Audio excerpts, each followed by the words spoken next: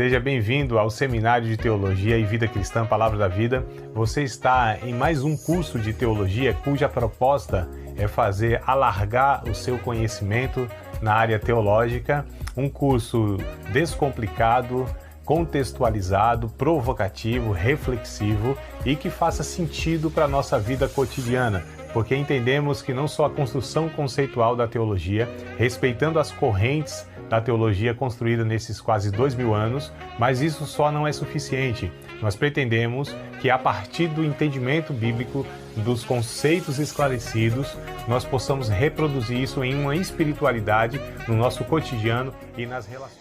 Nós vamos dar continuidade então, né? Vamos ver se hoje a gente consegue estar concluindo aqui esse fundamento, né, da teologia que nós estamos aqui abordando, que é a igreja, a importância da igreja, o entendimento, né, do que é a igreja. Como eu disse na aula passada, a importância de sabermos isso é por conta dos dois extremos, né? As distorções que você tem para um lado e para o outro também, né? Então os extremos eles são sempre perigosos, né, no sentido doutrinário, porque ou você sai ali da centralidade do equilíbrio e vai para uma ponta que pode ser uma verdade exagerada ou pode ser um equívoco também exagerado, né? Então os extremos aí a gente sempre tenta combater, né?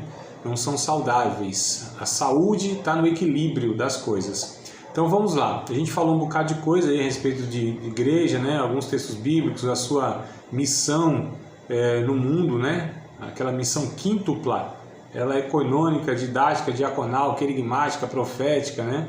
Tem a ortodoxia da igreja, a coinonia, enfim, esses aspectos. E aí eu quero hoje falar para vocês sobre as metáforas, né, que a Bíblia, vou trabalhar tudo no Novo Testamento aqui, tá? Não que o Antigo Testamento não tenha menção de uma comunidade, né, que era chamado de congregação. Então, no Antigo Testamento você tinha a comunidade de Israel, né? Por assim dizer, era, entre aspas, a igreja de Deus naquele tempo. Então a igreja de Deus ela é constituída de judeus e gentios, né? Ou seja, do povo de Deus da antiga aliança e o povo de Deus da nova aliança. Então ambos constituem a igreja de Cristo, que é a reunião de todos os salvos de todas as épocas, tá? De todas as eras, né?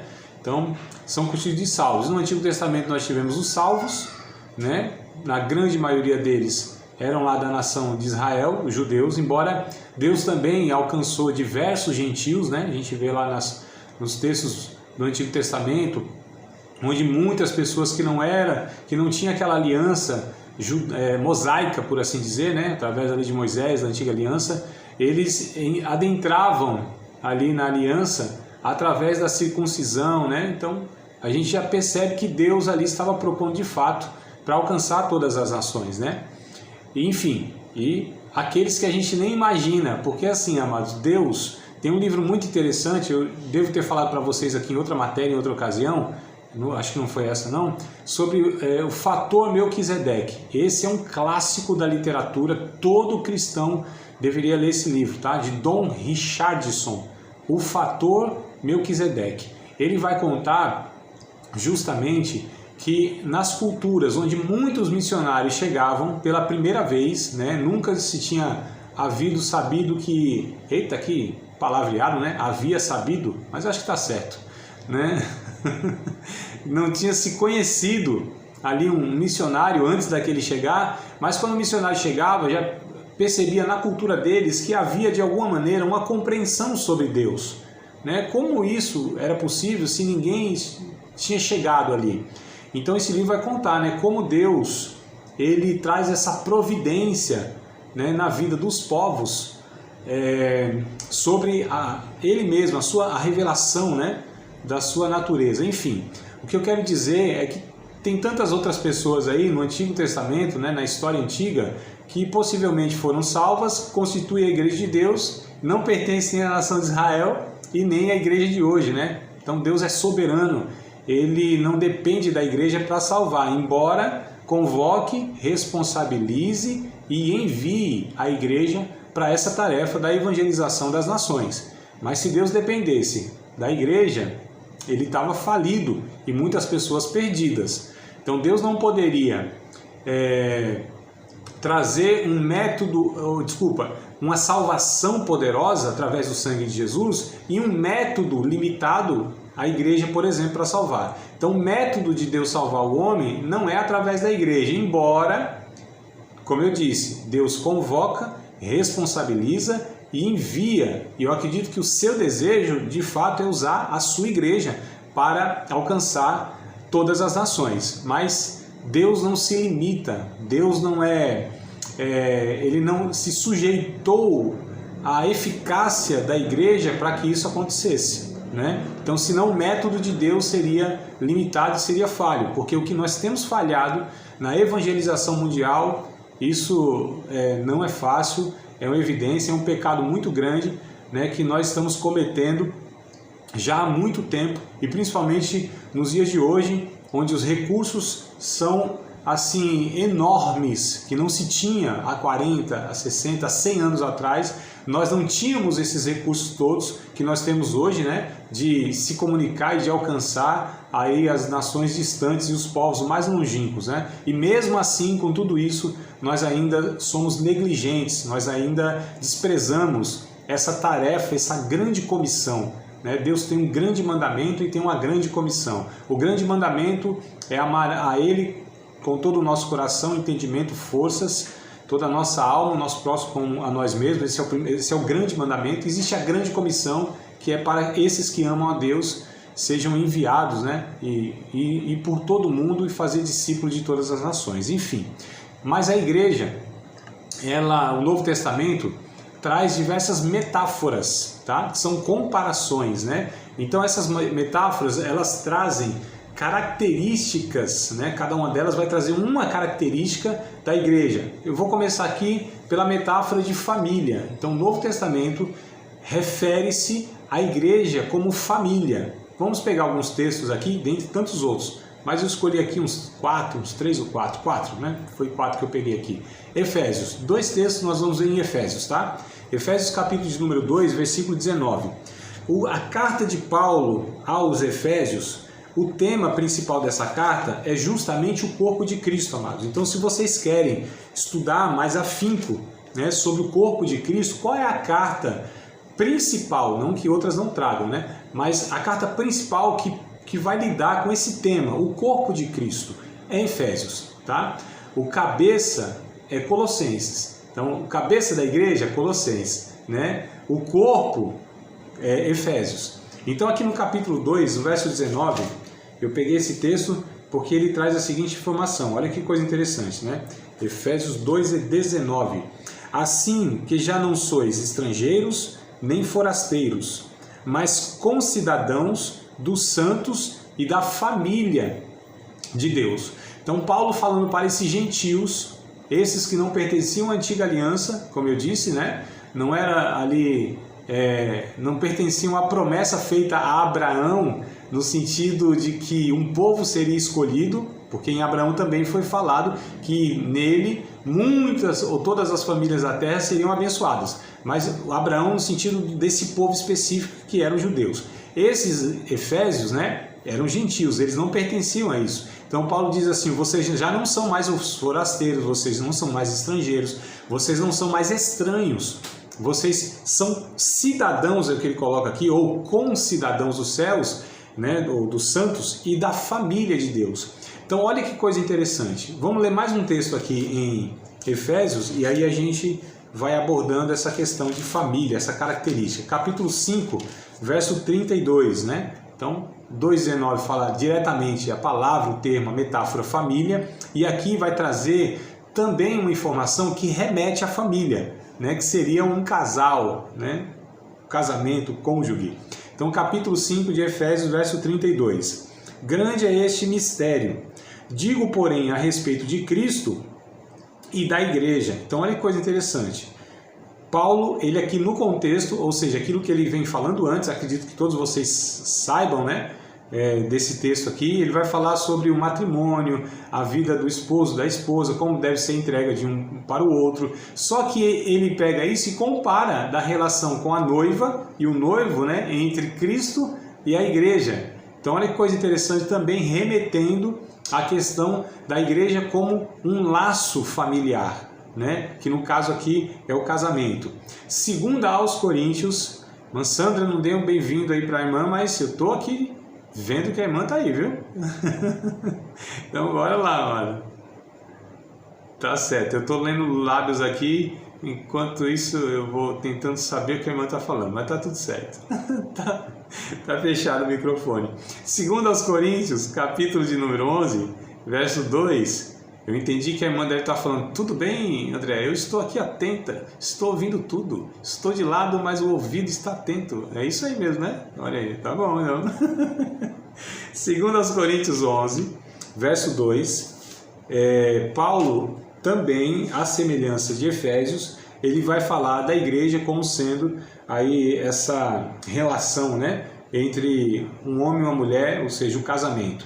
Diz assim, ó, porque estou zeloso de vós com zelo de Deus, porque vos tenho preparado para vos apresentar como uma virgem pura a um marido, a saber, a Cristo. Então olha que coisa interessante, que ele também aqui compara a igreja como sendo nesse aspecto familiar. O último texto para a gente falar aqui sobre essa metáfora está em 1 Timóteo, capítulo 5, verso 1 e 2. 1 Timóteo, vamos lá para caminhando mais para o final da Bíblia, capítulo 5, né? Primeira carta, capítulo 5, verso 1 e verso 2. Aqui ele já vai falar os membros da família. Então, lá em Efésios 2,19 fala a respeito de família diretamente. No Efésios 5,32 vai falar família no aspecto de um relacionamento conjugal ou matrimonial. E segunda aos Coríntios 11:2 também, né?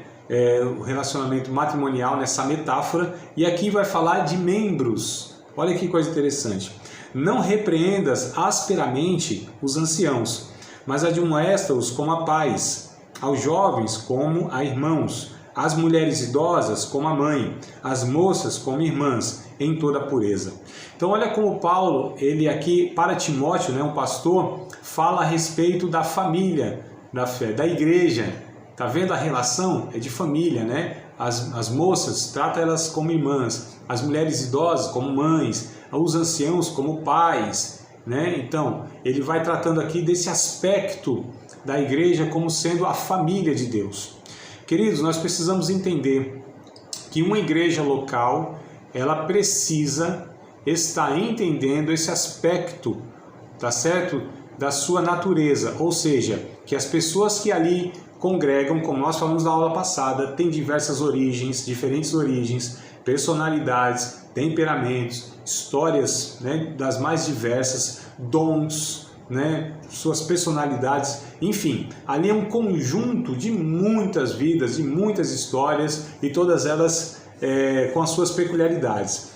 E origens, e culturas, e criação, e, enfim, nível social diferente, intelectual e etc e tal. Mas todos esses, eles têm um vínculo muito maior, né, que é o vínculo do sangue de Cristo. Então não é uma família sanguínea, não é pelo sangue, melhor dizendo.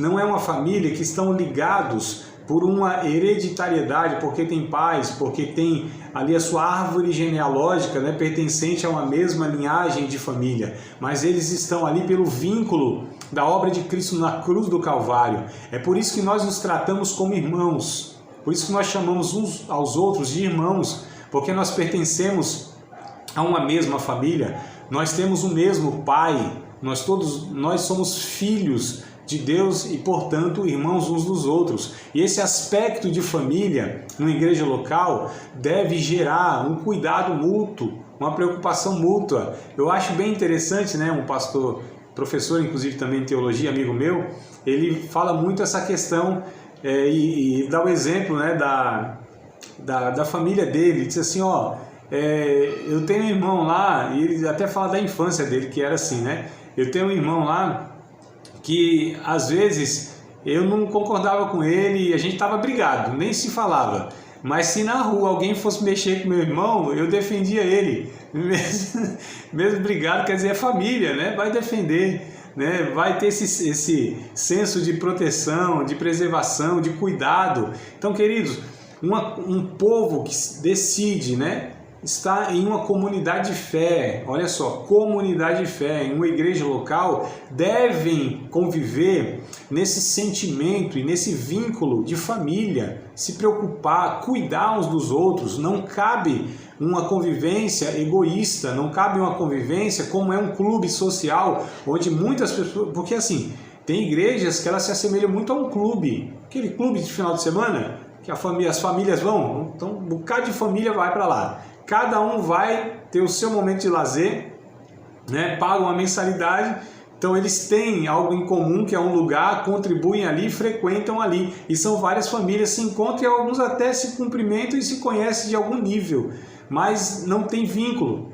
né? Cada um vai para estar desfrutando ou buscando, né? Assim, um escape, um descanso, um lazer, enfim. Então a igreja não pode ser como um clube social, tá certo?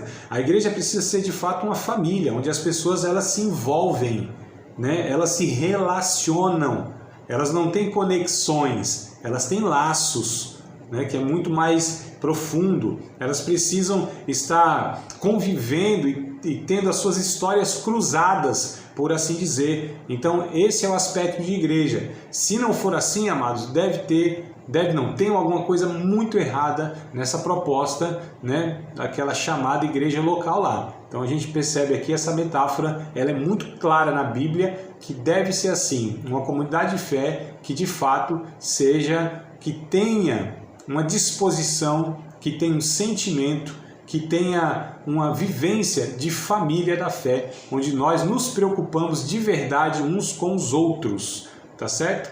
Então vamos lá, mais uma metáfora aqui, ó, que está também em Efésios, e a gente volta lá em Efésios, só que agora capítulo 1, né? E a gente vai falar de outra metáfora. Então a primeira, família, tá bom? A segunda, corpo. Então nós vamos falar que tem essa metáfora aí, né? Essa comparação. A igreja é um corpo. Efésios capítulo de número 1, versos 22 e 23. Como eu disse, Efésios fala muito da igreja, então a gente vai pegar aqui, ó, alguns outros textos também no livro de Efésios, só que agora trazendo essa outra metáfora que é corpo, tá bom? Efésios 1, 22 e 23 diz assim, ó: sujeitou todas as coisas a seus pés, falando a respeito de Jesus, né? E sobre todas as coisas o constituiu como cabeça da igreja. Jesus é o cabeça e é a cabeça. Então preste atenção aqui, ó, tá? Tem diferença. Ele é o cabeça, ele é o governante, e ele é a cabeça, né? Nessa metáfora de que ele é quem comanda o corpo e pertence ao corpo. Verso 22. E sujeitou todas as coisas a seus pés, e sobre todas as coisas o constituiu como cabeça da igreja, que é o seu corpo. Olha só, então, a igreja que é o seu corpo, a plenitude daquele que cumpre tudo em todos. Então a gente percebe aqui que há essa metáfora, né, relacionando a igreja como um corpo. Ainda aqui em Efésios, no capítulo 2, verso de número 16, veja só o que está escrito, 2 e 16 de Efésios. E pela cruz reconciliar ambos com Deus em um corpo, matando com ela as inimizades. Então percebam aqui, olha só, novamente referindo-se à igreja como um corpo, né? E logo logo eu volto aqui nesse texto para a gente extrair alguma coisa aqui. Vamos ler mais um texto em Efésios, só que agora no capítulo 4, versos de número 15 e 16, né? 15 e 16 de Efésios. Antes, seguindo a verdade em caridade, cresçamos em tudo naquele que é a cabeça, do qual todo o corpo, bem ajustado e ligado pelo auxílio de todas as juntas, segundo a justa operação de cada parte, faz o aumento do corpo para a edificação em amor. Então vocês percebam, amados, essa metáfora e o que isso ensina, o que isso quer dizer, comparando a igreja a um corpo. Quer dizer que há uma unidade, mas que nessa unidade há diversidades, tá certo? Como em um corpo, e ele é um só, tem muitos membros, assim também a igreja. Ela é um corpo, né? É uma unidade, E é o que Paulo vai falar no capítulo 4 aqui, da unidade, né? A unidade da fé, o vínculo da paz, né? Um só Deus, uma só fé, um só batismo, um só Pai, que é de todos e por todos e em todos. Então ele fala, um só Espírito, né? Então ele fala aqui sobre uma unidade, e nessa unidade nós temos a diversidade. Isso a gente vê lá em 1 Coríntios capítulo 12. Não vou ler aqui com vocês, mas eu gostaria que vocês lessem depois que acabasse a aula em outro momento, tá? Então anotem, 1 Coríntios capítulo 12, do verso 12 até o 28.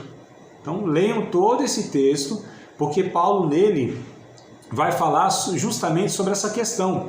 Porque alguns estavam questionando, por que eu não sou, ele coloca, não sou olho, não sou do corpo, sou ouvido. E Paulo diz assim, mas se você é ouvido e é do corpo, você está achando que não é do corpo só porque não é olho? Mas se todo o corpo fosse olho e não tivesse o ouvido, né?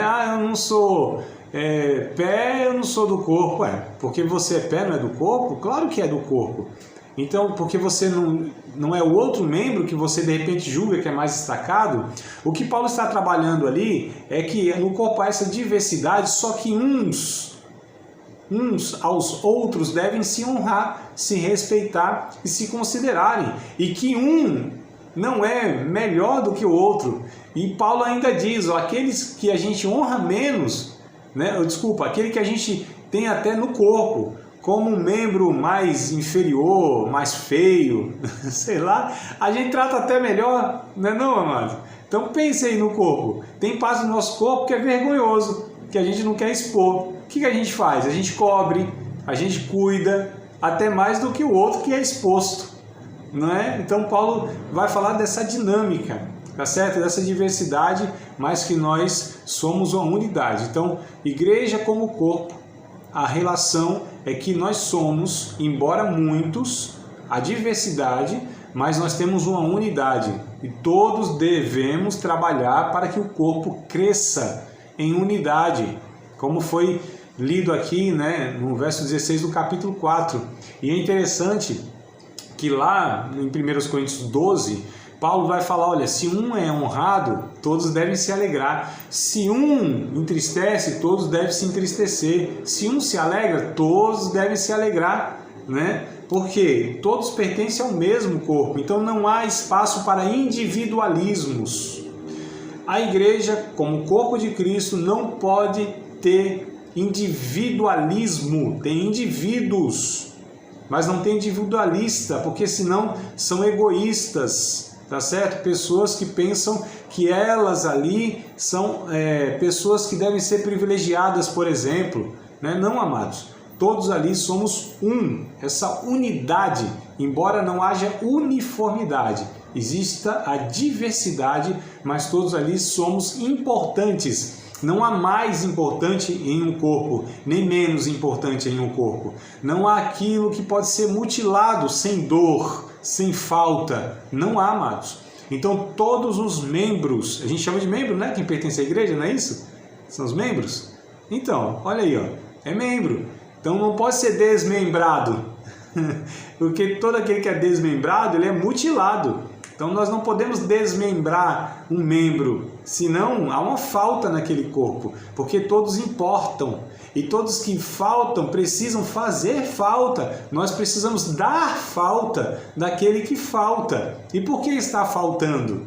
Né? Então a gente precisa entender como que o corpo precisa suprir a necessidade daquele que tem uma enfermidade, por exemplo. É o que o nosso corpo faz biologicamente. Se existe alguma ferida no nosso corpo, as energias trabalham para aquela célula, para aquele membro ser restaurado, restabelecido, revigorado, para que aquilo seja curado, amados. Não é? Um corpo é assim que trabalha biologicamente e espiritualmente não deve ser diferente. Nós precisamos entender que igreja deve ser um corpo que se cuida, que se sara, que se honra, que se entristece, né? Porque se acontece alguma coisa no meu corpo, às vezes a minha cabeça dói.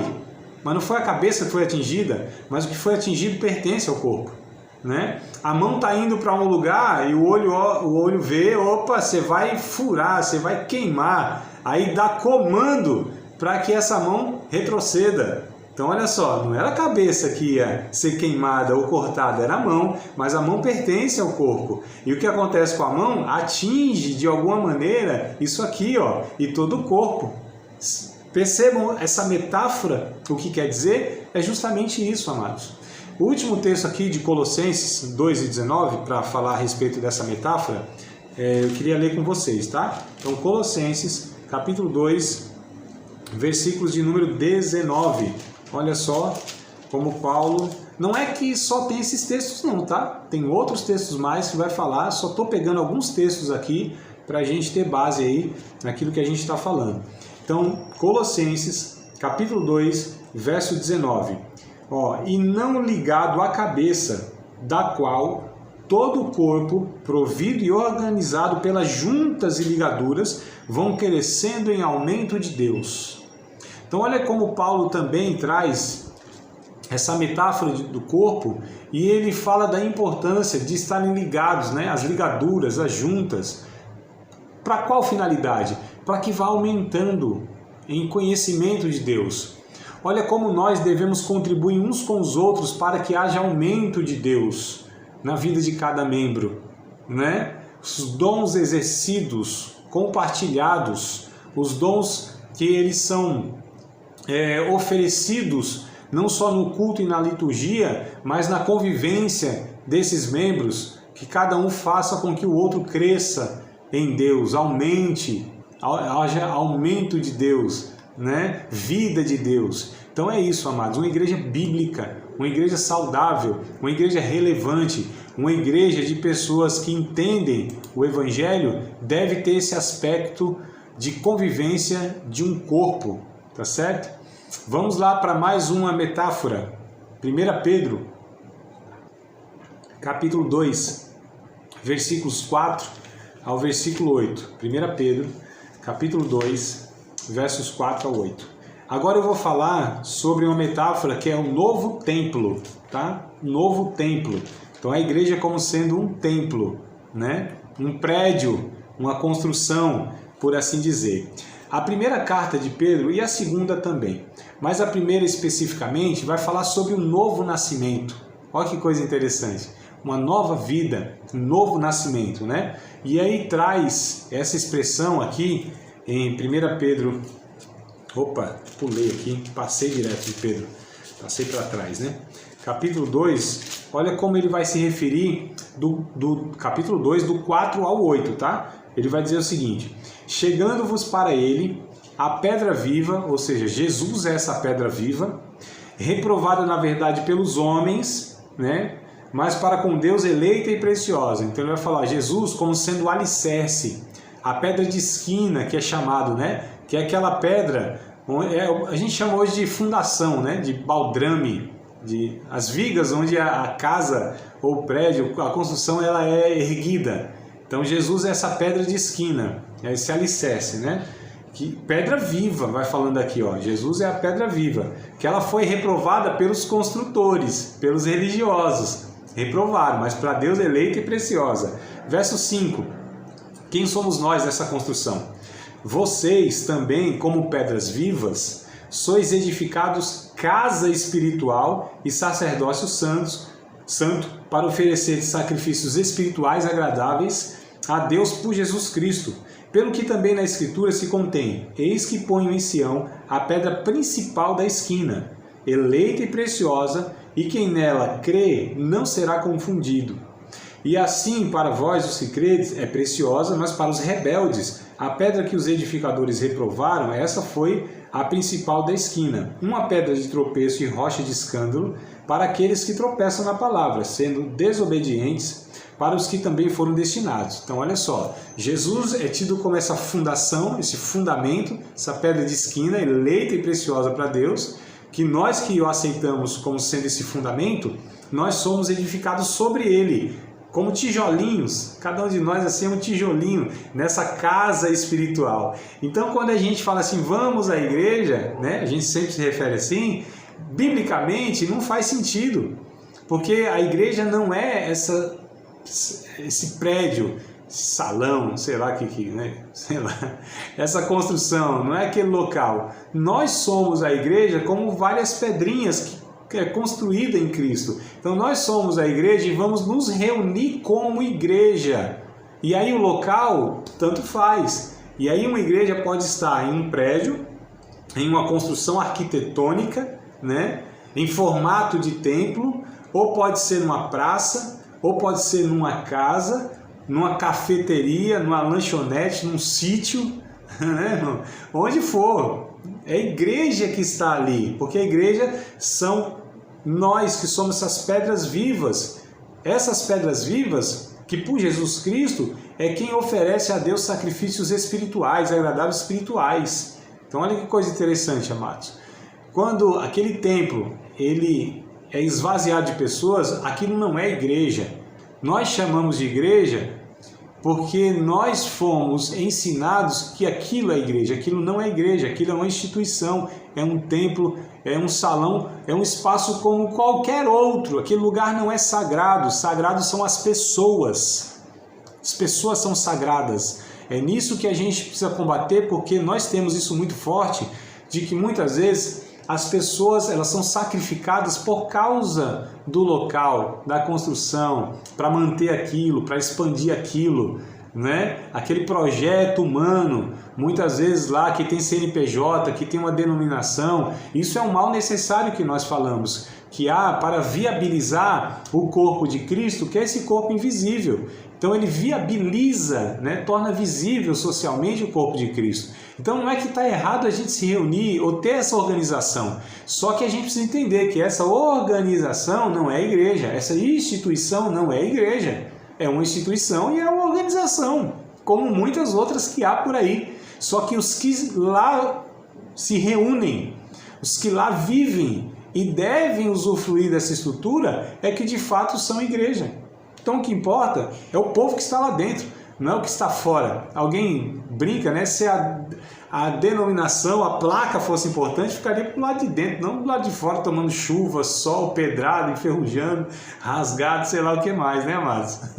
Só para trazer essa compreensão aí, tá bom? Então, novo templo, ó, 1 aos Coríntios, capítulo 3, versos 16 e 17. Dois textos em 1 Coríntios. O primeiro, no capítulo 3, falando dessa casa espiritual, desse novo templo, tá? Que somos nós. Então, 1 aos Coríntios, capítulo 3, versículos de número 16 e o 17, diz o seguinte: Não sabeis vós que sois o templo de Deus? Olha que coisa interessante. E que o Espírito de Deus habita em vós? Se alguém destruir o templo de Deus, Deus o destruirá, porque o templo de Deus, que sois vós, é santo. Ninguém se engane a si mesmo. Se alguém dentre vós se tem por sábio neste mundo, faça-se por louco. Opa, eu li até um a mais aqui, não era? Era só 16 e 17, me empolguei. 16 e 17 é claro que vai falar para nós. Vamos no mesmo livro, só que no capítulo 6 agora? Capítulo 6, versículos de número 18, 19 e 20. Então, 1 Coríntios ainda, só que agora o capítulo 6, 18, 19 e 20. Fugir da prostituição. Todo pecado que o homem comete é fora do corpo, mas o que se prostitui peca contra o seu próprio corpo. Está falando desse corpo agora aqui, tá? Ou não sabeis que o nosso corpo é templo do Espírito Santo que habita em vós, proveniente de Deus, e que não sois de vós mesmos? Porque fostes comprados por bom preço. Glorificai, pois, a Deus no vosso corpo e no vosso espírito, os quais, o corpo e o espírito, pertencem a Deus. Então, olha que coisa interessante. Eu sou a habitação do Espírito Santo. Deus não mora em templo feito por mãos humanas. Disse isso lá atrás, lá para Davi, se não me falo. Templo feito por mãos de homens. Então, Deus mora, literalmente, nas pessoas que assim têm Jesus como seu Salvador. O último texto aqui, que é em Hebreus, capítulo 3, verso 6. Hebreus 3 e 6. Ainda falando sobre a realidade de nós sermos templo, morada de Deus, né? Residência do Espírito Santo. Capítulo 3, versículos de número 6. Acho que é isso mesmo, hein? 3 e 6 de Hebreus. Diz assim, pelo menos na minha versão, né? Mas Cristo como filho sobre a sua própria casa, sobre a sua própria casa. Cristo como filho sobre a sua própria casa. A qual casa somos nós? É muito claro. Apóstolos, escritores diferentes falando a mesma coisa. Nós somos casa de Deus, habitação de Deus. Deus mora em todos nós. Então, olha a metáfora que a Bíblia usa, né? Dizendo que nós somos um novo templo.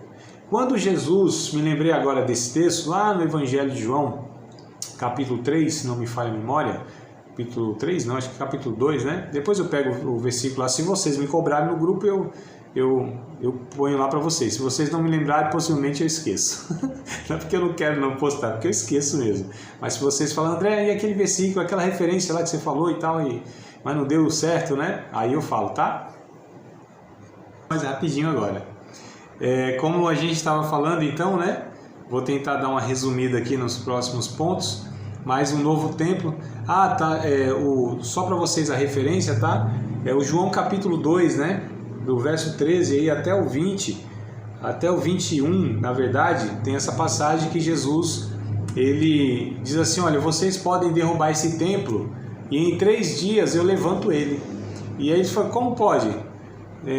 Foi 46 anos para construir esse templo. Ele está dizendo que em 3 dias ele vai reerguer, mas o texto vai dizer, né, que ele estava falando a respeito do seu corpo, do templo do seu corpo. Só para a gente entender que essa metáfora, né, ela também foi aplicada a Jesus, como Jesus sendo o templo onde Deus habita e consequentemente, onde o Espírito Santo habitava, né, e consequentemente nós também seríamos, né, esses templos vivos que Deus habitaria pelo seu Espírito em nós, tá? Outra metáfora aqui, que também está em 1 Pedro, no capítulo... Qual é o versículo, professor? É o João capítulo 2, Evangelho de João capítulo 2. Se vocês lerem do 13 até o 21, vocês vão ver essa fala minha aqui nesse texto, tá? Então, João capítulo 2, verso 13 ao 21. Tá? Só ler lá. Um sacerdócio santo. Então, a igreja, ela é um sacerdócio santo, né? 1 Pedro, capítulo 2, também o verso 5, que nós lemos já, só que também vou acrescentar o 9, tá? Então, 1 Pedro, capítulo 2, versos 5 e 9, vai falar isso. Para ganhar tempo, eu não vou ler lá, vocês anotem e depois leiam, vou narrar alguma coisa aqui. Bom, o 5 é aquilo que nós já lemos, né? Vós, como pedras vivas, sois edificado casa espiritual para ofereceres a Deus sacrifício. Olha, como, né, um sacerdote mesmo fazia. Lá no verso 9 vai dizer o seguinte, vós sois geração eleita, sacerdócio real, sacerdócio real, nação santa, para anunciar as virtudes daquele que vos chamou das trevas para a sua maravilhosa luz. Então a igreja é um sacerdócio santo. O que o sacerdote fazia na antiga aliança?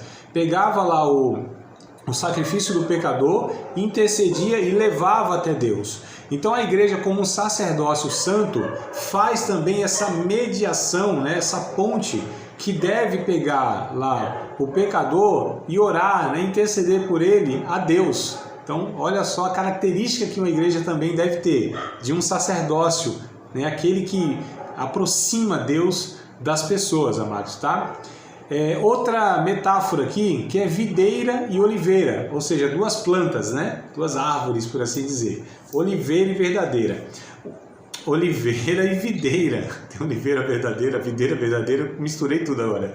A oliveira é uma planta e a videira é outra. A videira produz uva, isso é símbolo na Bíblia de alegria, né? Uva.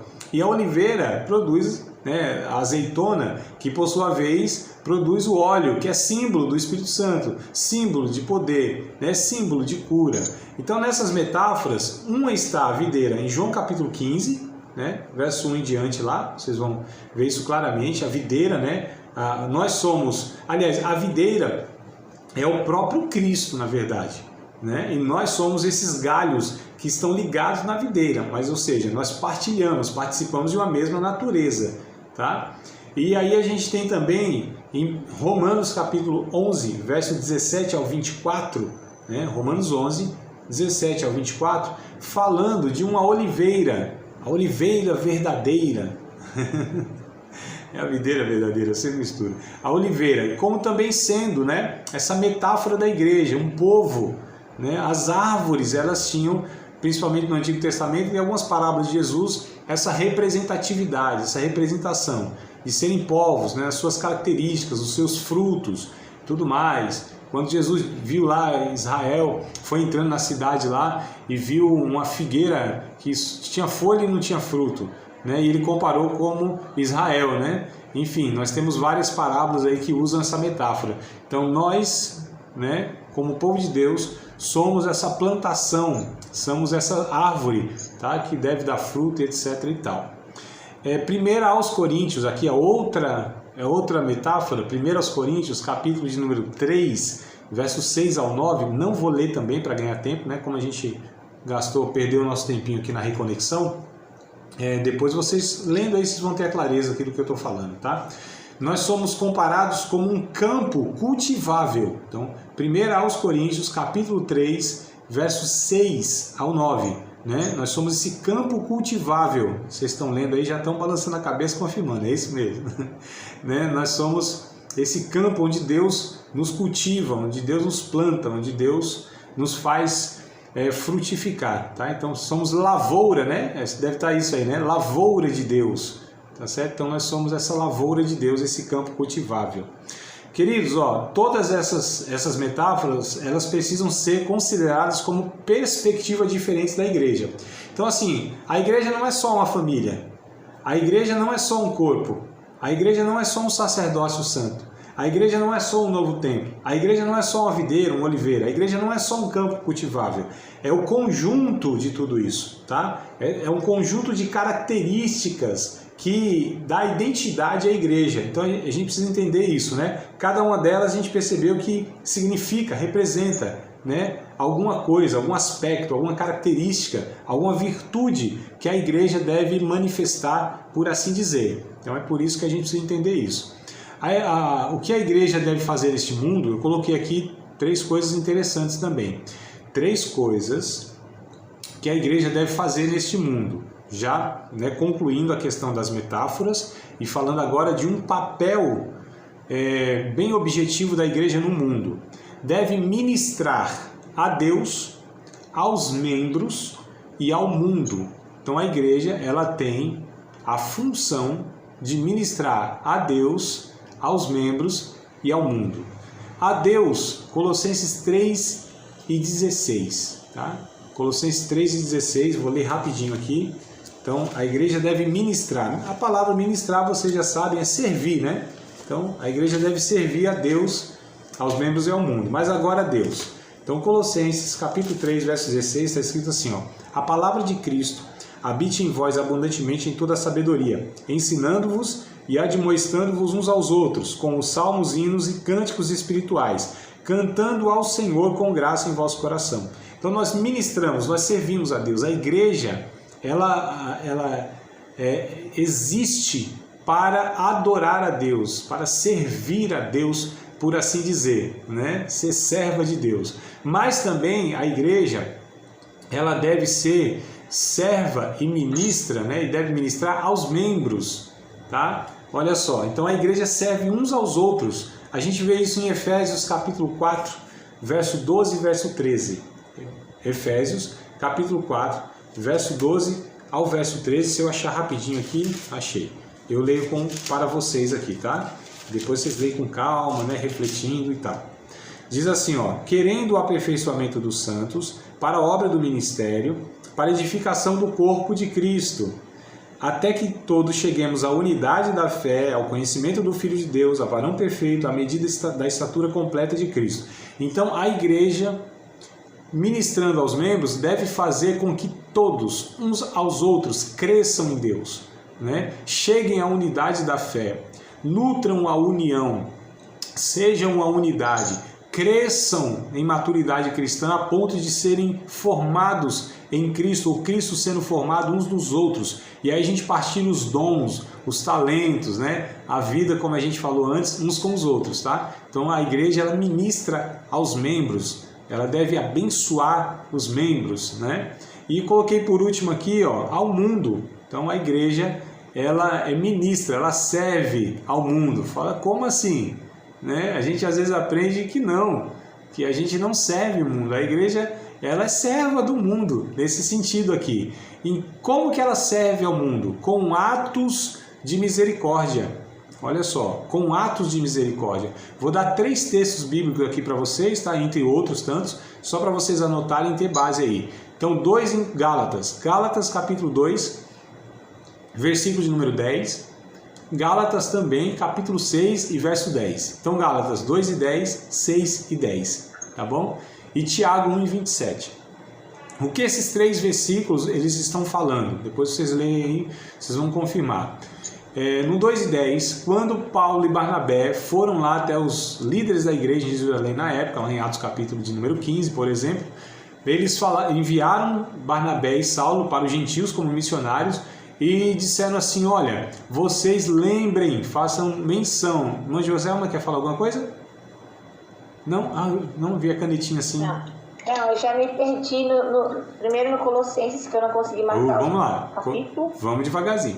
Colossenses 3 e 16, né? Que a igreja deve ministrar a Deus. Colossenses 3 e 16. A igreja deve... E o último depois de Gálatas? Calma aí, a irmã Gálatas anotou... 2:10, Gálatas 2:10 e sim. 6:10. Isso, mas anotou lá os membros também, a segunda, que deve ministrar os membros. Anotou lá, tudo certinho? Efésios 4... 12 e 13. Isso. Pode acrescentar Colossenses 1 e 28 também, tá? Esqueci de falar para vocês, mas nesse aí é os membros. Colossenses 1 e 28. É importante esse versículo aí, viu? Não li aqui, porque eu estou meio agoniado. Mas coloquem aí, 1 e 28 de Colossenses. E agora, né, a terceiro objeto aqui, por assim dizer, de serviço é o mundo, com atos de misericórdia. E aí Gálatas 2 e 10... Gálatas 6 e 10 e Tiago 1 e 27.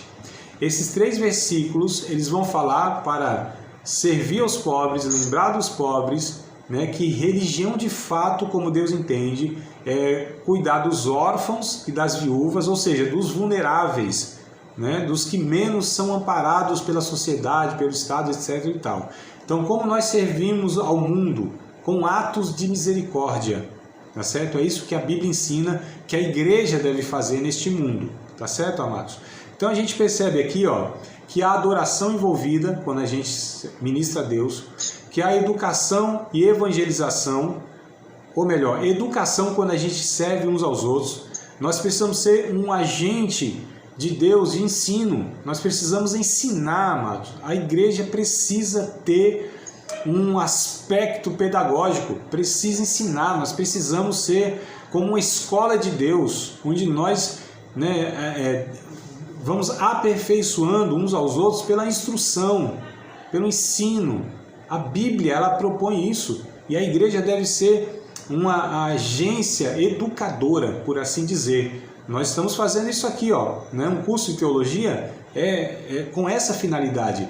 Nós, como igreja, nós estamos aqui exercendo isso, mas lógico que isso não pode ser apenas por um curso teológico, né, de alguma maneira desvinculado da igreja, porque esse curso ele é interdenominacional, não pertence à igreja, é um instituto próprio, né, por assim dizer, mas a gente considera como sendo isso aqui um braço da igreja, né, ou a própria igreja, só que atuando fora daquela comunidade para alcançar outros mais, né, mas nós devemos em cada igreja local ter esse aspecto de ensino e tudo mais, tá? Isso é essencial, fundamental para a saúde de uma igreja que se diga bíblica e etc e tal. Então a gente concluiu aqui, ó, servir ao mundo com a evangelização e com a misericórdia, né? E isso só é possível ser feito pela capacitação do Espírito Santo. 2 outros versículos para a gente encerrar aqui, que é Atos 1 e 8, João 14 e 26. Então Atos 1 e 8, João 14 e 26, tá? Para que isso tudo aqui aconteça, nós entendemos que é o Espírito Santo que vai e pode nos capacitar. Isso será possível, tudo isso que nós discutimos na aula passada e aula de hoje, que a igreja deve ser, como ela deve se expressar, como ela deve servir, né? Tudo isso é porque o Espírito Santo a capacitará para fazer e ser, principalmente, tudo isso aqui, tá bom, queridos? Acabou de participar de mais uma aula de um dos nossos cursos, Seminário de Teologia, Vida Cristã, Palavra da Vida. Espero que tenha te abençoado, não só alargado o seu conhecimento teológico, mas que tenha também atingido o teu coração para que você possa, a cada dia mais, reproduzir a vida de Deus nas suas relações cotidianas. Se você ainda não é aluno oficial de um dos nossos cursos, se inscreva aqui no contato que vai aparecer do WhatsApp. Também nos siga nas redes sociais, se inscreva no nosso canal, compartilhe à vontade e